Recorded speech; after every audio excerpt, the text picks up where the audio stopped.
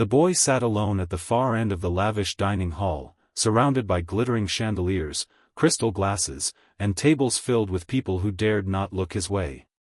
His small hands fidgeted with the edge of his jacket sleeve as if trying to hide inside himself. The laughter of powerful men and women filled the room, clinking glasses and toasting the Mafia boss whose name carried fear across the city. Yet, in all that noise and celebration, the boy remained invisible. He was only 8 years old, mute since birth, and though his father's empire was vast and feared, it had no place for the silence of his son. Eyes avoided him, whispers dismissed him, and no one ever tried to step close, not even to say hello. But she saw him. She, a young woman with nothing to gain and everything to lose, saw the loneliness written in the boy's eyes. And in that moment, she made a choice no one else dared. She raised her hands and spoke to him in the only language he knew, sign language. If you believe in kindness, in second chances, and in the power of a small act to change someone's world, then please like this video, comment your thoughts, share it with someone who needs to hear this story, and don't forget to subscribe to the channel for more emotional stories. The young woman's name was Elena. She was not born into wealth or crime, nor did she belong to the dangerous world of the Mafia. She worked quietly as a helper in the mansion, one of the countless staff hired to cook, clean, and make sure the endless parties ran without flaw. Her presence was as unnoticed as the boy's, except when someone needed something fetched or floors scrubbed. Yet Elena had a gift, one she never flaunted. She had learned sign language years ago to communicate with her younger sister, who had lost her voice after a tragic illness. Her sister had since passed away, but Elena never forgot the language of the hands, the gestures that carried more meaning than words ever could. She first noticed the boy, Damien, sitting in silence at events where children his age should have been running around carefree. While other children were dressed in fine suits and played under the watchful eyes of their parents, Damien sat with his back straight, his expression distant, his fingers twitching as though he wanted to speak but couldn't. Elena realized it wasn't just that others ignored him, it was that they didn't know how to reach him. The adults saw him as broken, and the children were taught to keep their distance, as if his silence were a curse. One evening, when the party was louder than usual, Elena carried a tray past the boy's table. For a moment, their eyes met. She expected him to look away like he usually did, but this time there was something raw in his gaze, a pleading, a quiet storm of loneliness. Without thinking, she set the tray down and raised her hands slowly. She signed the simplest of greetings, hello. His eyes widened in disbelief, as though he had just witnessed a miracle. Tentatively, he signed back, you know?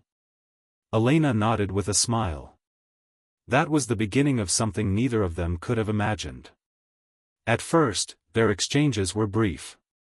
She would sign to him during short breaks, small words of kindness, questions about whether he had eaten, whether he liked the music, or if he wanted to play a game when no one was looking. Damien, shy and unused to anyone paying him attention, responded cautiously. But soon, the walls began to fall. He told her, through his hands, that he loved to draw, that he hated how everyone ignored him, that he sometimes felt like a ghost in his own home. He told her of his dreams of running, laughing, and being free, things he had never dared share with anyone else. For the first time in his life, Damien had someone who saw him not as the Mafia boss's mute son, but as a boy, just a boy who longed to be loved. But Elena's kindness did not go unnoticed. The mansion was a place where secrets were currency, and nothing stayed hidden for long. Whispers began to spread among the staff that Elena was growing too close to the boy. Some envied her, others feared for her, because they knew the Mafia boss, Antonio Moretti, was a man who trusted no one and punished those who stepped beyond their place. To him, vulnerability was weakness, and weakness was unforgivable. When Antonio first saw Elena signing to Damien, his face hardened. The room went silent, as if the very walls were afraid of what would happen. No one dared breathe as he watched the woman and his son exchange silent words. Damien's face lit with joy in a way no one had ever seen before. Antonio dismissed the guests early that night, his cold eyes never leaving Elena. She braced herself for the worst.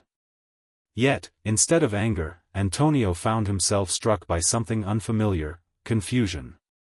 For years, he had tried everything to connect with his son: tutors, doctors, expensive therapies, but nothing worked. He loved Damien in his own way, but he did not know how to reach him. To see a simple maid succeed where he had failed was both humbling and infuriating. He summoned Elena to his study that night, where the shadows loomed heavy and his presence was suffocating.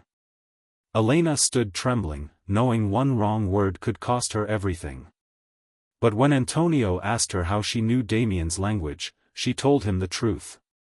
She told him of her sister, of the silence she had lived with, and of how she had promised herself never to let someone feel alone if she could help it.